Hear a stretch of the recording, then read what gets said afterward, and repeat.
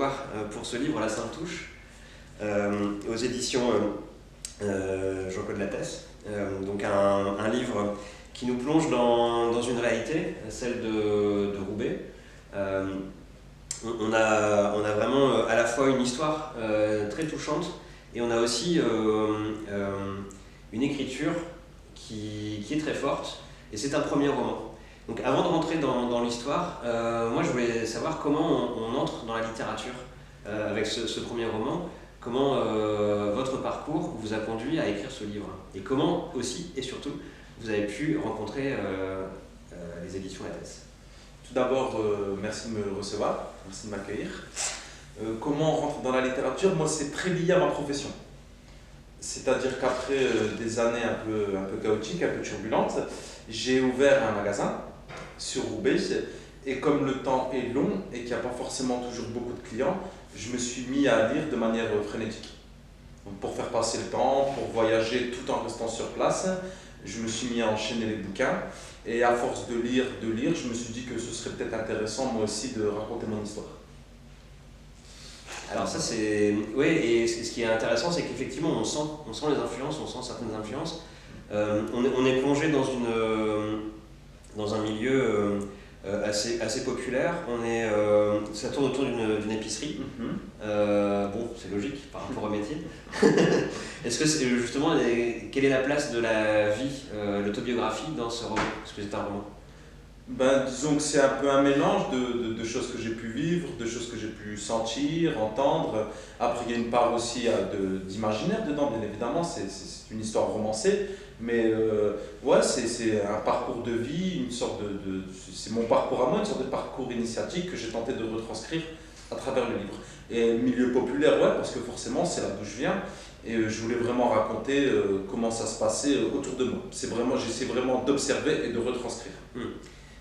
La Sainte Touche, c'est le titre. La Sainte Touche, c'est aussi un moment particulier dans un mois. C'est quand on est à la paye. Les allocations familiales. Les allocations familiales, plutôt, pardon. Je viens d'une ville où malheureusement il y a encore beaucoup de personnes qui vivent grâce aux prestations sociales. Et c'est quelque chose qui est vraiment ancré, c'est dans les milieux que j'ai pu fréquenter, dans ma ville. Donc c'était quelque chose d'assez important pour moi. Et ça fait suite aussi à une scène du livre. Justement, oui, peut-être qu'on peut y venir. Donc on a un personnage principal qui est le narrateur, qui est un jeune qui est un peu perdu. Et ce jeune, qui se retrouve en dehors de chez lui, va faire la rencontre d'un personnage haut en couleur. Peut-être qu'on peut revenir sur ces deux personnages qui du coup qui ont une relation assez ambiguë entre l'amitié, l'utilitarisme. Est-ce que vous pourriez revenir sur ces deux personnages? Le truc, c'est qu'en écrivant ce roman, moi ce que je voulais faire surtout, c'était écrire un roman que j'aurais eu envie de lire. Et il se trouve que dans mes romans préférés, on retrouve souvent ces histoires de duos improbables.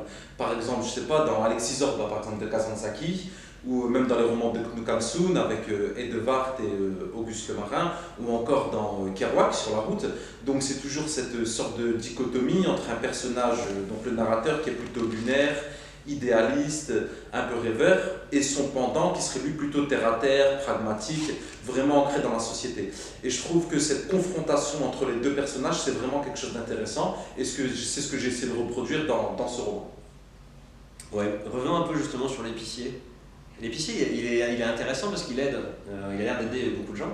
Et en même temps, lorsque la Sainte Touche tombe, c'est aussi y apprendre son...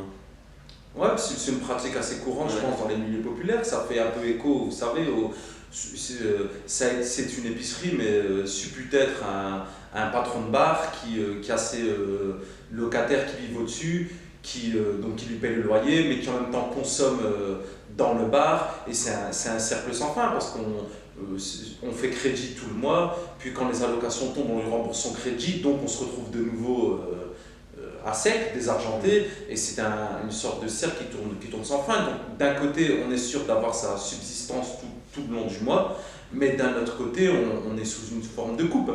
Donc c'est comme dans tout, il y a du bon et du mauvais. Mais c'est des pratiques qui sont assez courantes, je pense, dans les milieux populaires.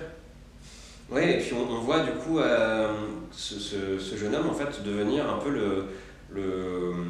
l'assistant, Le commis. le commis, ouais, c'est ça. Il fait un peu tout en fait. Il est Un peu tout, c'est ça. Ouais, c'est une sorte de bras droit, une sorte de factotum. C'est ça, exactement, factotum, je crois. Et en même temps, alors ce personnage de Basile, il est aussi très intéressant, donc cet épicier, parce que finalement, il a une vie ailleurs, qu'on découvre un peu à la fin, mais c'est un personnage qui est aussi très flamboyant, il a des rêves. Je pense que les deux personnages sont des personnages qui sont touchants parce qu'ils ont aussi cette part de rêve. Ils veulent, enfin notamment Alain Basile, lui, il a le rêve de devenir riche, qu'il va s'en sortir. Et ça renvoie aussi à une époque, je pense, où les gens étaient, à mon sens, plus flamboyants, où il y avait plus de facilité, notamment économique, avant l'émergence des réseaux sociaux, avant l'apparition de l'euro, ou dans les discussions moi, que j'ai pu entendre, que j'ai connues un petit peu, où au temps du franc, c'était quand même plus facile de s'en sortir, les prix étaient moins élevés, et ça fait écho pour moi surtout à une époque. Ouais. Alors ça, on le sent aussi, alors je vais essayer de retrouver la page, mais on sent aussi une pointe de nostalgie. C'est un peu un monde... voilà, il y a ce passage. En m'attendant Alain en train de téléphoner dans la cabine, je n'ai pas pu m'empêcher de faire un parallèle entre lui et cette espèce de cage en verre aux vitres crasseuses. Leur fin à tous deux était annoncée. Et soudain, Alain m'est apparu comme un dinosaure, un cheval en fin de course, un lascar dont la race était sur le point de disparaître.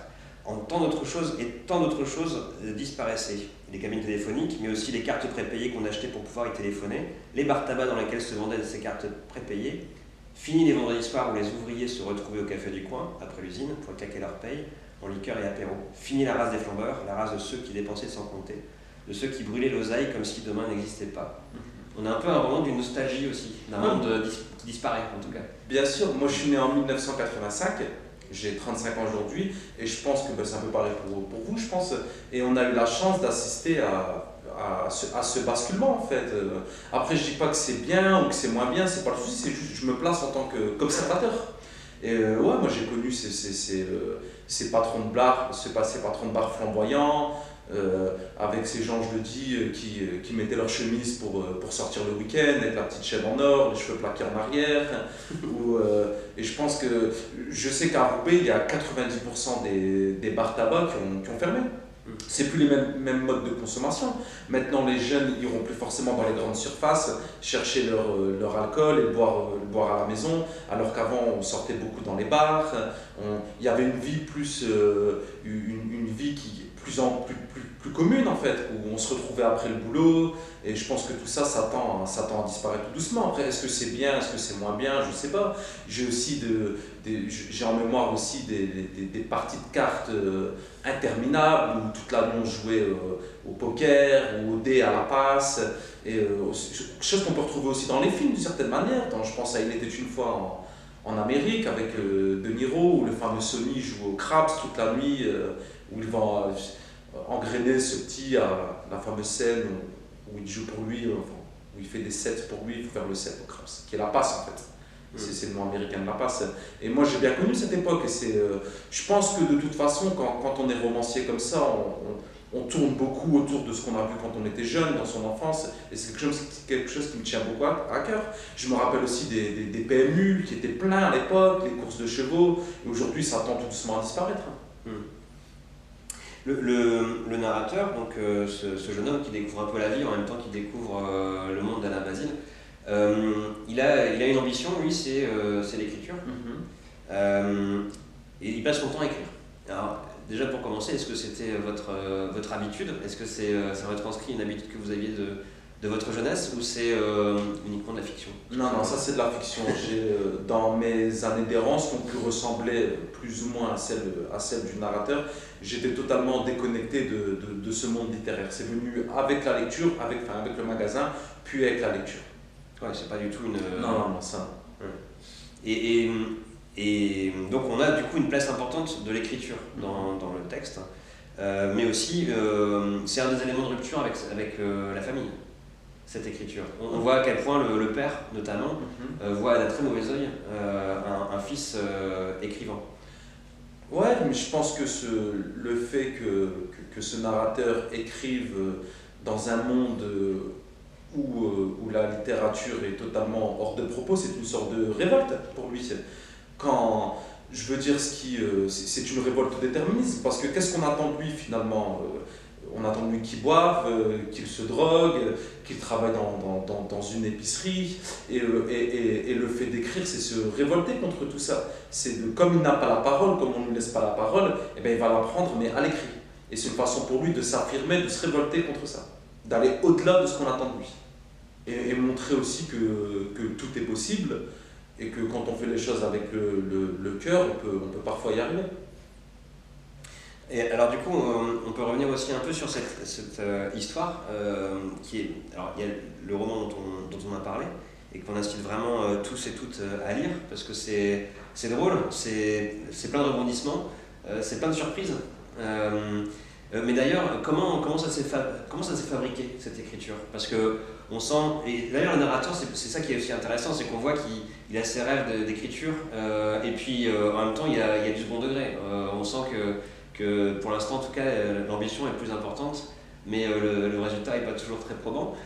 Mais du coup comment ça s'est construit cette écriture? Comment vous avez fait pour l'écriture? Est-ce que vous avez déjà l'objectif final en tête ou est-ce que ça s'est fait au fur et à mesure? Non, ça s'est vraiment fait au fur et à mesure. Il faut savoir que pour moi écrire c'est pas quelque chose de naturel. Donc je n'ai pas spécialement fait de recherche, j'ai pas fait de plan. Ça s'est vraiment fait au fil de la plume, comme on dit. J'écrivais, moi-même j'étais surpris par la tournure que pouvait prendre ce roman. Ah oui, ça c'est marrant. Au fil de l'écriture, c'est l'écriture qui surprend. Exactement, je me suis surpris moi-même, même parfois par la réaction de certains personnages. C'est comme si je les laissais s'exprimer en fait. J'essaie de me mettre à la place de chaque protagoniste et leur réaction pouvait parfois me surprendre. Mais j'avais aucun plan préétabli. J'ai vraiment fait ça au feeling. Et du coup, ça a pris combien de temps, cette écriture? 2 ans d'écriture et 1 an de correction, dans une sorte de relation ping-pong avec l'éditeur. D'accord. Et alors, cet éditeur, comment le lien s'est fait? Ben, après avoir fini le roman, je me suis dit, bon, ben, ça ressemble peut-être finalement à quelque chose. Donc, j'ai préparé mes petites enveloppes et je les ai envoyées à toutes les plus grandes maisons d'édition parisiennes. Et j'ai eu la chance d'avoir une réponse positive de la part de l'ATES. Donc mon éditeur, Maïr Guven, qui est lui-même écrivain, m'a appelé. Moi j'écris la nuit en fait. J'écris la nuit et je recorrige le lendemain derrière le comptoir, à l'épicerie. Et donc cette nuit j'avais passé ma nuit à lire. Alors, pour moi c'était terminé. Une fois que j'avais envoyé mes enveloppes, je ne voulais plus en entendre parler. J'attendais pas de réponse d'ailleurs, positive du moins. Donc c'était une affaire qui était bouclée, je ne voulais plus en entendre parler. Donc j'avais passé ma nuit à lire comme d'habitude. Et le matin, mon téléphone sonne, chose qui est très rare parce que mes connaissances savent qu'il ne faut pas trop me déranger le matin, je suis en train de dormir. Et donc je décroche et j'entends allô, c'est Alain Basile. Donc il y a des personnages du roman. Je me dis, bah, c'est quoi cette histoire? Et en même temps, c'était bizarre parce que moi j'avais dit à personne que j'avais écrit ce roman. Je l'ai vraiment fait dans mon coin, je l'ai envoyé dans mon coin, donc il n'y a personne de mes connaissances qui était au courant de cette histoire. Et j'entends allô, c'est Alain Basile. Je me dis, qu'est-ce que c'est que ça? C'est une blague, je pensais que c'était une blague. J'étais un peu mal réveillé. Et donc je lui demande, mais je lui dis, qu'est-ce que c'est quoi cette histoire? C'est quoi ce cirque? Et là il me dit, ben voilà, je m'appelle Maïr Guven, je suis éditeur chez Jean-Claude Lattès, on est intéressé par votre roman, ce serait bien qu'on se voit, et ainsi de suite, comme ça. On m'a envoyé mon contrat, que j'ai signé sans même avoir lu, je veux dire, tellement j'étais euphorique. Et ensuite on s'est mis aux corrections et jusqu'à mars dernier, c'est sorti. Et c'est sorti donc en mars, donc effectivement dans une période de confinement, etc. Dans une collection littéraire, exactement. Collection La Grenade. Ça aussi c'est quelque chose, c'est qu'on reconnaît une langue aussi, on reconnaît une écriture. C'est vraiment, il y a eu un vrai travail d'écriture qui est reconnu par la maison d'édition. C'est, j'imagine aussi une fierté supplémentaire. Ouais, j'étais super content, et d'autant plus que le label La Grenade, c'était un label qui me parlait parce que c'est réservé aux nouvelles voix, c'est réservé aux écrivains qui n'ont pas de connaissances dans le milieu littéraire, qui n'ont pas de réseau. Donc c'est vraiment une volonté de leur part de faire émerger des nouveaux talents qui ont a priori aucun rapport avec le milieu de la littérature. Et donc ça me parlait d'autant plus. Et pour autant, même si c'est sorti pendant une période complexe, que l'on traverse tous, c'est un phénomène en fait ce livre. Ouais, j'ai la chance de vendre pas mal d'exemplaires, donc je suis plutôt satisfait, je suis content. La presse est là, et beaucoup de... Comment vous vivez cette aventure justement, ces sollicitations parce qu'on vous voit à la télé, on vous voit dans les journaux. Ben, c'est pas quelque chose que je réalise vraiment, je me laisse porter par l'engouement. Et en même temps, c'est assez bizarre parce que j'ai fait plusieurs émissions de télé, notamment la prestigieuse Grande Librairie. Donc c'était une émission que j'avais l'habitude de regarder, donc se retrouver soudainement de l'autre côté de la caméra, c'est quelque chose qui m'a beaucoup touché, d'autant plus que c'était inespéré pour moi. D'abord, je ne pensais pas être édité, puis je ne pensais pas que ce serait un tel succès, donc je suis vraiment surpris. Mais en même temps, je continue à travailler à l'épicerie. Il y a tout un pan de ma clientèle qui n'a rien à voir avec la littérature, qui pour certains ne sont même pas au courant que j'ai sorti un roman. Donc ça me permet de garder les pieds sur terre, et je pense aussi que c'est important. Du coup, vous avez quand même des lecteurs dans l'épicerie? Ouais, il y a pas mal de personnes qui sont venues me faire dédicacer le roman, mais il y a aussi une grande part des clients qui sont totalement en dehors de ça et pour qui ça n'a aucune incidence. Du coup, maintenant qu'il y a ce premier roman, qui a en plus cette histoire autour du roman, son extension, qui finalement est un peu le rêve du narrateur, de réussir par l'écriture. Donc ça c'est plutôt marrant à quel point le réel et la fiction se retrouvent. Est-ce qu'il y a une suite programmée, un autre roman en cours, ou pour l'instant c'est pas encore tout à fait d'actualité? Ben, on est en train d'en discuter avec la maison d'édition, donc je pense que ouais, il y aura un deuxième roman, mais vous savez ça demande beaucoup d'isolement. Et là avec tout l'engouement, avec toutes les sollicitations que j'ai, c'est pas évident de me replonger dedans. Faut vraiment que... Vous savez, j'ai l'habitude de travailler en mode monacal. Donc je suis enfermé chez moi la nuit, j'écris, le lendemain je corrige. C'est une sorte de cercle où je suis vraiment immergé dans l'écriture, et pour l'instant c'est impossible. Et en même temps, on est en pourparlers avec un réalisateur et un producteur qui achèterait les droits du livre pour une adaptation cinématographique, et ils aimeraient que je participe à l'écriture du scénario. Donc je pense que dans l'immédiat, le projet ce serait l'écriture du scénario en adaptation.